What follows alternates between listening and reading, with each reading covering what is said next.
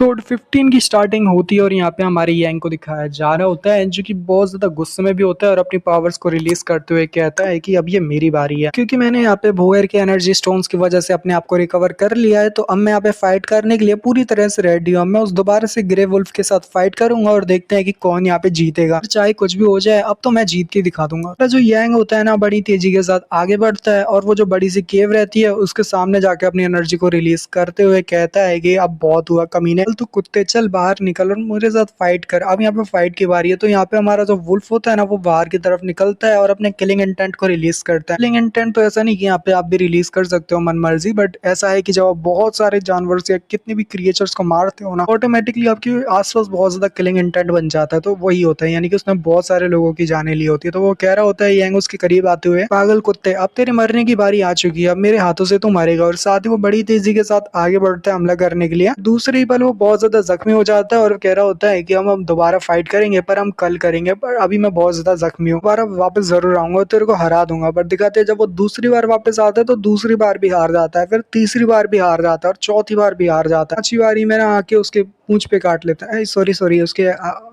मतलब काट लेता है। ये एक ऐसी जगह पे जो बहुत पर्सनल जगह होती है। ग्रे वुल्फ की यहाँ पे चड्डी फट जाती है, क्योंकि चड्डी के आसपास ही मतलब समझ लो वहीं पे काटा होता है। तो यहाँ पे वो कह रहा होता है कि बस बहुत हुआ, बहुत ज्यादा हार्ड कर रहा हूँ बट मैं तुमको हरा नहीं पा रहा, तो इस वजह से तुम्हें अपने अंडों को भी बचा के रखना चाहिए। हार भी आ जाओ ना यार, मैंने तो बस थोड़ा सा ही काटा है और तुम देखो जरा यहाँ पे दोबारा से केव के अंदर चले गए, मेरे साथ फाइट क्यों नहीं करते। तो वो रॉर करते हुए मना कर रहा होता है कि नहीं मुझे नहीं करनी तेरे साथ फाइट वाइट। बहुत छठे दिन दिखाते हैं कि वो बहुत ज्यादा मेहनत करने के बाद यहाँ पे अपने आप से उसको बंदे को हरा देता है, यानी ग्रे वुल्फ को हरा के उसके ऊपर पैर रखा होता है और यहाँ पे उसको हरा दिया होता है बेचारे को। छठा वट्टा सातवां दिन नहीं होता, मतलब वो डायरेक्टली 10वां दिन होता है, यानी 10वें दिन पे उसने पूरी तरह से उसको हरा दिया होता है। और वो कह रहा होता है कि ही अब मैं क्या करूं, चल मैं तेरी इनर कोर को निकाल लेता हूँ। और हाँ, वुल्फ की स्किन भी बहुत महंगी होती है, बहुत ज्यादा अच्छे दाम में मिल जाएगी। तेरी ऑप्शन हो ना, फिर तो और भी मजा आ जाएगा, तेरे को तो मुझे बेचना ही पड़ेगा, तेरे तो बहुत सारे दाम मिल जाएंगे। के अंदर से वही जो पर्पल बीस्ट होता है क्रिएचर बाहर की तरफ निकलता है और यहाँ पे उसके सामने आके खड़ा हो जाता है। तो यंग कह रहा होता है क्या तुम चाहते हो कि मैं इसकी जान को बख्श दूं, यानी इसको मारूं ना। उसको एक करता है और कहता है कि हाँ तुम इसको नहीं मारोगे। तो यंग कह रहा होता है कि ये कैसे हो सकता है, नहीं मैं इसको मारने के लिए ही तो मतलब मारा हूँ, यानी कि मैं इसको पीटा इसीलिए हूँ जिससे मैं इसकी कोर को निकाल सकूं। तुम्हें पता भी है कि इसके कितने सारे पैसे बन सकते हैं, मुझे पैसों की जरूरत है। तो साथ ही यहाँ पे जो बंदा होता है ना, यानी हमारा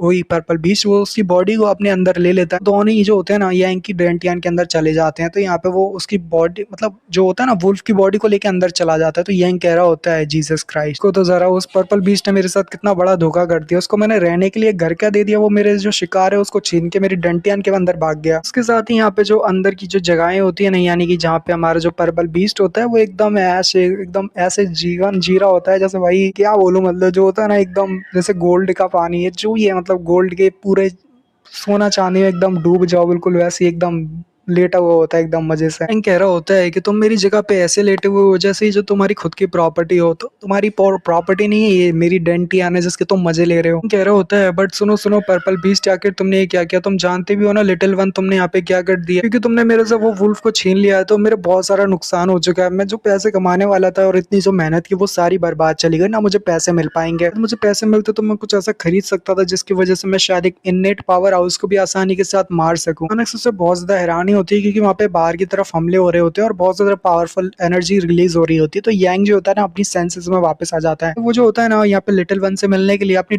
उसमें गया होता है डेंटियन के अंदर। तो यहाँ पे वो वापस बाहर निकलता है तो बहुत ज्यादा हैरान होता है कि वहाँ पे एक बहुत ज्यादा पावरफुल लड़की और साथ ही यहाँ पे वही जो डार्क एम्पर होता है ना, या डार्क मास्टर सॉरी, वो शेडो मास्टर होता है, वो लड़ रहे होते हैं दोनों आपस में। यांग कह रहा होता है कि इन लोगों की तो फाइट भी शुरू हो गई, आखिर ये लोग यहाँ पे कब पहुंच गए इतनी ज्यादा तेजी के साथ, ही तो बहुत ज्यादा पावरफुल है। शेडो मास्टर की तरफ देखते हुए कहता है ये तो बहुत शक्तिशाली है, जबकि दूसरी वाली बहुत ज्यादा सुंदर है। लड़की ने अपने चेहरे के ऊपर वैसे ही मास्क लगाया हुआ होता है और जब यहाँ पे वो मास्क लगाई होती है तो यहाँ पे यंग यही सोच रहा होता है कि ये मतलब बहुत ज्यादा ही सुंदर है। शेडो मास्टर कहता है कि फेरी सू, मुझे नहीं लगता कि तुम बहुत ज्यादा गलत कर रही हो, मैं यहाँ पे जिसके लिए आया हूँ तुम्हें यहाँ पे मेरे रास्ते के बीच में नहीं आना चाहिए, तुम यहाँ पे मेरे रास्ते के बीच में हो। मुझे क्या लगता है कि मैं तुमसे आगे की तरफ भाग रहा हूँ तो तुम्हें लगता है कि मैं तुमसे डर के भाग रहा हूँ और तुम्हारे से अपनी जान को बचाने की कोशिश कर रहा हूँ। लड़की का नाम फेरी सू होता है जो कि कह रही होती है सू, जो भी यहाँ पे किसी भी इंसान को या किसी भी चीज को मारने की कोशिश करेगा जो कि मेरे स्वॉर्ड सेक्टर में है, तो उसके बाद तो मैं उसे बिल्कुल भी नहीं जाने दूंगी। यहाँ पे मेरे स्वॉर्ड सेक्टर में आने के बाद यहाँ पे बात की है कि तुम किसी को मारने के लिए आए हो, तो मैं क्या लगता है कि आसानी के साथ उसे मार के ले जा सकते हो। जो होता है ना शैडो मास्टर यहाँ पे जोर-जोर से हँसते हुए कह रहा होता है कि ऐसा लगता है कि यहाँ पे कोई है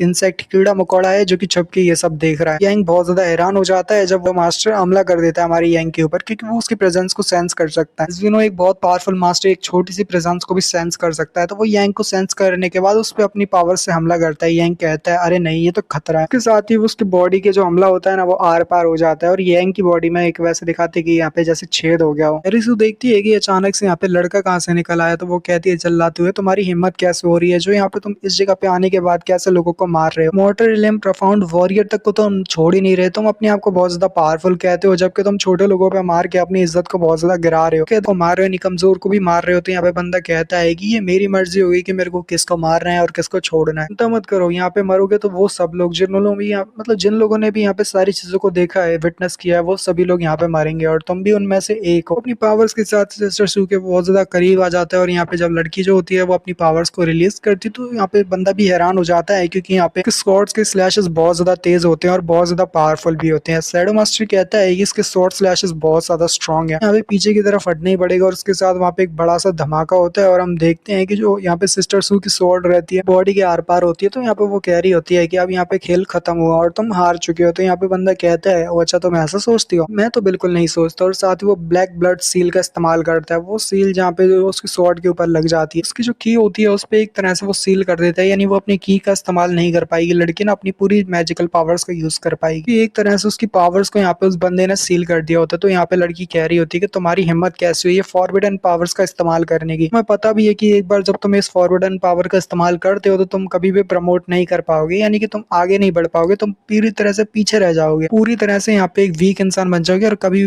प्रमोट नहीं कर पाओगे, तुम आगे नहीं बढ़ पाओगे। तो यहाँ पे शैडो मास्टर कहता है कि मरने से तो बेहतर है कि आखिर ऐसा ही हो, वैसे भी इतना होगा तो मुझे कोई मतलब नहीं है, तुम्हारे हाथों मरने से तो ज्यादा बेहतर ही है। ये बात अच्छी है कि अभी के लिए तुम एक नॉर्मल पर्सन के अलावा, यानी कि नॉर्मल इंसान के अलावा तुम कुछ नहीं, तुम एक ऐसी लड़की हो जो कि के पास कोई भी की पावर नहीं है, ना वो अपनी की का इस्तेमाल कर सकती है, पर अभी भी मैं हूँ जो कि अपनी की का इस्तेमाल कर सकता हूँ और मेरे पास पावर है। उसने उसको बहुत ज्यादा जख्मी तो कर दिया होता है बट इतना नहीं, वो अपनी पावर्स को यूज कर पा रहा होता है, बट फिर भी यहाँ पे हमारा जो यांग होता है पीछे से निकल के उसके ऊपर हमला कर देता है। तो यांग को जिंदा देख के वो बंदा बहुत ज्यादा हैरान होता है और कहता है कि बच्चे तुम अभी तक जिंदा कैसे हो। तो यांग उसके पास आते हुए कहता है, तो यांग उसके करीब आने के बाद कह रहा होता है कि क्या तुम्हें कभी कभी पता भी है कि तुमने मेरे को लिटिल मॉस्किटो का यानी छोटा सा मच्छर का है, बट एक छोटा सा मच्छर जो होता है ना तुम्हारी आंख के पास आने के बाद तुम्हें मार भी सकता है, यानी उसके पास इतनी तो ताकत होती है कि वो खून चूस चूस के भी तुम्हें मार दे। ये तुम आज मच्छर के हाथों से ही मारने वाले हो, जिसको तुमने छोटा मच्छर समझा ना वही मच्छर तुम्हारी अब जान लेगा। और इसके साथ वो एक बहुत ज्यादा पावरफुल पंच लगाता है, गोल्डन की का यूज करते। तो बंदा कह रहा होता है कि नहीं ऐसा नहीं हो सकता, तुम कैसे बच सकते हो, या तो तुम नहीं यार तुम में से कोई भी नहीं, कोई भी ऐसा नहीं है जो मुझे हरा सके। और उसके साथ वो कह रहा होता है तो मैं ऐसे तो नहीं जाने दे सकता। और उसके साथ वो अपना जो पावरफुल तलिस्मन होता है जो कि कांटेक्ट के लिए होता है उसको हवा में छोड़ देता है। ऐसा पावरफुल वो होता है ना तलिस्मन जो कि कांटेक्ट के लिए होता है, यानी किसी कोई पावरफुल है ना इसका टीम का बंदा तो उसको बुलाने के लिए वो एक शूट करता है, एक यार समझ लो वैसे फ्लेयर गन जो होती है ना जो आसमान में छोड़ी जाती है जिससे कोई आपको देख ले और आपकी मदद के लिए आ जाए, बिल्कुल वैसा ही कह रहा होता है। ये एक साउंड ट्रांसमिशन तलिस्मान है जो कि यहाँ पे साउंड ट्रांसमिशन के लिए यूज किया, यानी किसी को बुलाने वाला है ये लड़का। यहाँ पे जो आगे एपिसोड होंगे ना हमारा यांग और सिस्टर सू के बीच में बहुत ज्यादा उलू उलू होने वाला है, वो हम नेक्स्ट एपिसोड में जानेंगे। सीरीज के साथ बने रहिए जो कि काफी ज्यादा मजेदार होने वाली है। तो मिलता है अगली वीडियो में, तब तक के लिए सायोनारा।